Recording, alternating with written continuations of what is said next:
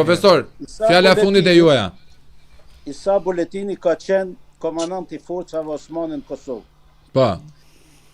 Të gjithë shumica kanë qenë zyrtar të pranorisë osmane, sepse ashtu kanë qenë rrethana.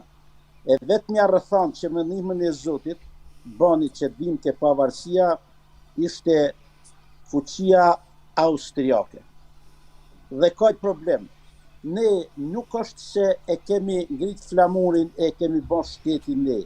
E vërteta e Zotit është, dhe është e shkruar në gjitha dokumentat, pavarësisht se në Shqipëri historia është falsifikuar dhe për fatin më të keq, të gjithë drejtuesit e pavarësisë janë masakruar, u është mbyll goja, ne kemi Anton Arapin që a vrati u tërheq zvarr, Lefnosi në anën tjetër, gjithë dhe më thanë, dhe të një të Ismail Qemoj. Por, duhet ju kujtoj vetëm këte. Në vitin 1876, 2 vjetë para lidhjes shqiptare të Krizëlejt. Para 1878-ës. Po, 876. Ka një takim midis Franz Josefit të Austrisë dhe mbretit Nikola të Rusisë. Dhe aty është bo debat i madh dhe Franz Josefi i është imponuar dhe i ka thënë e firmos marrëveshjen nëse bjem dakord që pas rënies se pranorisë osmane në Ballkan nuk do lejojnë krijimin e shteteve zinxhirore slave, por do jenë edhe shteti shqiptarëve sepse shqiptarët janë faktor. Këtu është firmos.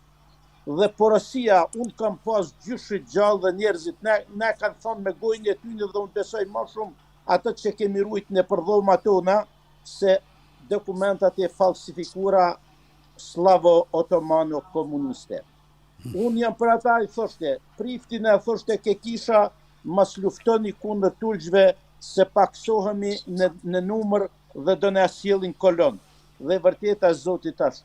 Beteja e vitit 1910-1911, sa kalbeshin kufomat e shqiptarëve rrugëve, vetëm hapi rrugë e krijoi ka bot edhe u sollën kolon. Tani, pra, ne u krijuan faktet historike që u mundsua shpallja e shqiptar, sepse turqit nuk e kanë me avokatit dakord isha.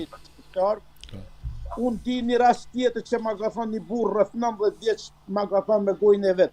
Kur shkuam ke sarajet e X-it të një pashajt malë shqiptar, tha, e kishte ngrit flamurin ai, flamurin që ishte një 3 ditë mas ishte ngrit në lorë, dhe tha, ma hishat sorë zezë se emni Zotit e vrava, pra e thoshte flamurin sorë zezë. Pra, duhet keni parasysh që me zhdukjen e i peshkvive, katedraleve, të qytetërimit, të universiteteve që ishin këtu para pushtimit osman, këtu ndërgjegja kombëtare po thuj se pati i këfare deri në atë mos, sa e thoshe tjeti, qaj e ti thoshte jam latin, qaj e ti jam serb, qaj e ti jam turke, jam dyritar. Pra, ne duhet kemi parasysh, në atë kohë, ata njerëz, pavarësisht se ministri jashtëm i Turqisë, komandanti forcave ushtarake serbe, turke, osmane në Kosovë e tjerë, ata union shqiptar dhe dhanë atë kontribut modest që dhanë dhe është e vërtetë e Zotit që kjo datë erdhi. Pastaj se çfarë kanë bën mbi patriotë shqiptar, mbi ata që denjuan për me krijuar një parë kohezioni social edhe shoqëror, thot një Sami Bisoka thot, ne kemi nevojë për kohezion shoqëror e politik, e këtë nuk e lanë asnjëherë një aleancë. Ballkani o vëllezër ka pas se ka vetëm një aleancë. Nuk ka aleancë shqiptaro-turke, shqiptaro-otomane, se nuk duhet përzgjej Turqinë sotme si vend mik aleat të Daninat. Shumë e drejtë. Por pra duhet ta marrë Turqinë qemaliste. Aleanca e vetme në Ballkan që ka qenë pik në qapën e shqiptarëve ka qenë aleanca slavo-otomane që mbush plot rreth 650 vjet. Është një aleancë sepse jo më kot Sultan Mehmeti që ishte nipi mbretit Serbisë ka masakruar të gjitha kalat e Shqipërisë deri në Bosnjë. Dhe kalën e Bosnjës në vitin 1463 e ka pushtuar. Pra, duhet kemi parasysh se ky projekt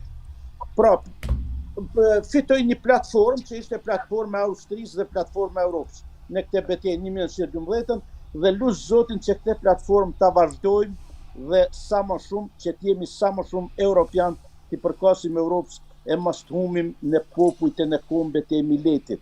sepse nuk ne bashkon asgjë me ta. Ne I respektojmë, janë shumë të mirë, kemi gjithçka marrëveshje, marrëdhënie të mira me ta, por ne jemi europian dhe ti shërbejmë europianizim. Dhe e fundit që duhet ta njohim.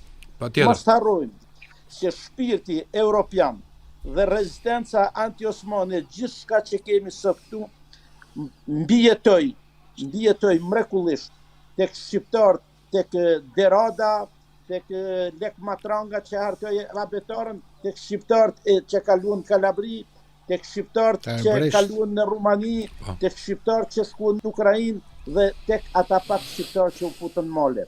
Pjesa tjetër o vëllezër ka arrit deri atje sa nipi nuk din emrin e gjyshit. Por ama pse nuk e din, është shqiptar sa unë që I di 27 breza. Sepse kjo ka qenë aksident historik. Dhe kur e quhen Europa aksident historik pushtimin osman, ne duhet ta quajmë 5 herë. Sepse shpata osmane, genocidi osman mbi trojë shqiptare ka qenë ndër më të pashëmullit në botë. As që e di unë, dhe siç e ka shkruar Tursun Beu, sekretari I Sultan Mehmetit.